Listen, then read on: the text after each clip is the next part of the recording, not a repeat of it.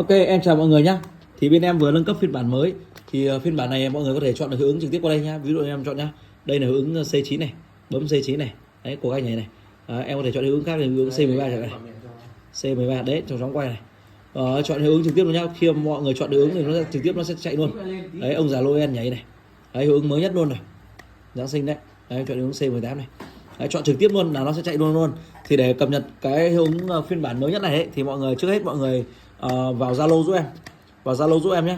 Mọi người vào cái mục nhóm hỗ trợ này, mọi người tải giúp em cái file này về nhá, tải về máy này, new file này, ok chưa, new vào tệp này. Đấy, Android thế bài ăn thế, lưu vào thôi, new vào nhá, ok. New xong rồi sau đó mọi người bắt đầu là xóa app đi, xóa cái app cũ đi nhá, xóa hẳn đi, ok chưa. Mọi người vào app tải cho em phiên bản mới nhất, hoặc vào cập nhật cho em phiên bản mới nhất, lấy trên Netflix ra tải phiên bản mới nhất cho em nhá. Nếu mà anh em không có phiên bản mới xóa hẳn đi cả lại.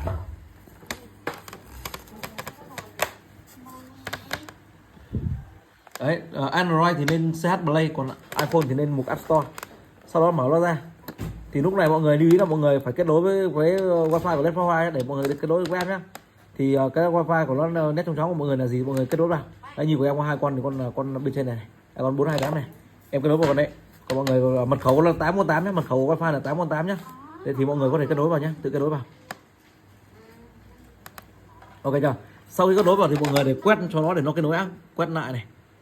Để bắt đầu nó nhận được đấy, đã kết nối rồi nhá. Thì mọi người có thể vào cài đặt cho em này. Mọi người xem số lượng tia đúng nhá. Đấy, số lượng nét cột là 100 này, số lượng nét tia là 20 và số lượng tia là 24, là 24 tia đấy, phiên bản 24 tia, chọn 24 tia này. Đấy, số lượng tia nét là 24, 10 bóng nét một tia này. Đấy, số lượng nét cột nét chính là 100 nét bóng này.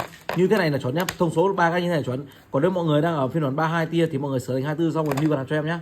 Ok. Đấy, new đặt cho em. Sau khi đó thì mọi người vào cho em cái mục hướng dẫn này. Có chữ hướng dẫn này để mọi người update, cái mục này rất quan trọng nhá. Vào hướng dẫn này. Đấy, mọi người đi đến trang cập nhật giúp em, trang cập nhật này. Sau mọi người chọn cái tệp tin là chính là cái chọn cái tin vừa nãy mà mọi người tải về đấy, cái tệp vừa nãy tải về đấy, bấm tệp tin này. Sau đó chọn cho em một cái file mà mọi người tìm cho em đúng cái file mà tên là svk này, svk-hq143 này. Ok chưa? Sau đó mọi người tải lên giúp em. Ok chưa? Tải lên thì chờ một chút, cái con nét nó sẽ bị đứng lại một chút và nó khi nào nó hoạt động lại thì nó thành công. Mọi người thành công này, không rút điện khi hoạt động trở lại này thì chờ một chút. Đấy, nó hoạt động trở lại rồi. Thế là thành công rồi nhá. Ok chưa? Khi nào thành công xong thì mọi người lưu ý mọi người kiểm tra lại giúp em cái wifi xem nó còn kết nối nhá. Bây giờ mọi người thấy nó đang mất wifi đúng không? Thì mọi người kết nối lại wifi cho em. Kết nối lại giúp em wifi là nét trong chóng cái bảng của mọi người nhá. Sau đó thì mọi người vào app. Mọi người lúc này mọi người quay trở lại cái app Netflix mọi người này. Đấy, bây giờ mọi người mới chọn được một hiệu ứng này nhá. Đấy, thì trong này lúc này nó sẽ mất hết cái hiệu ứng rồi. Thì mọi người hãy loát lại cho em vào chỗ bộ sưu tập của Netflix Khang dòng thứ hai này. Ok chưa? Đấy, dòng thứ hai này. Đấy, thì nó sẽ có hai phiên bản. Thứ nhất là phiên bản đầu tiên là phiên bản trong nhóm bình thường, còn phiên bản Giáng sinh này nó sẽ có thêm hiệu ứng và Giáng sinh mới, thì mọi người thích phiên bản nào mọi người chọn phiên bản này thôi.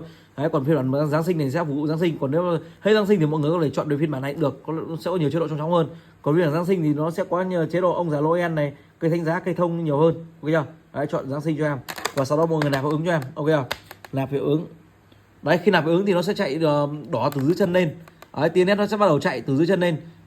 Mất khoảng tầm 2 đến 3 phút để nó nạp đầy hết các tia nét, nó đỏ hết các tia nét lên thì bắt đầu là hiệu ứng nạp xong thì nó sẽ chạy bình thường nhá.